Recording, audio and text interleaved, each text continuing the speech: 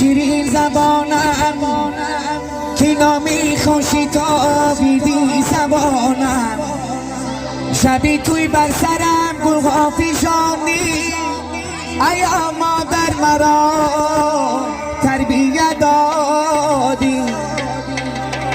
بسر ناز پروریدی در جوانی ایا مادر مرا تربیت دادی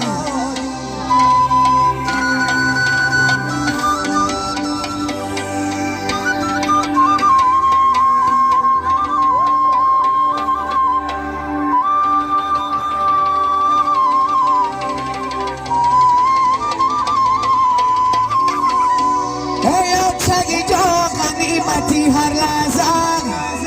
غم ها تدرم کردم بستن در زن او چمه گومه بندی دیلم میلرزن او چمه همه گنجی جوان میارزن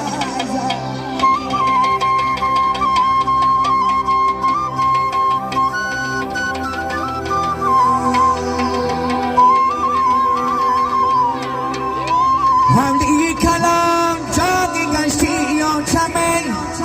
با آوازی شیرینش آه میگفت بچمه مشیشته باشم و چمه در بدرایه آن چپ گومه دودی دیلم بندایه آن چی لختی جیگرم افسوس کی نستی در برم از روزی رفتنی تیای آمد دیگر کرم او چپ مگو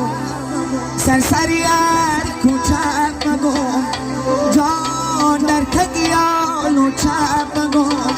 مادرم تاجی سرم مادرم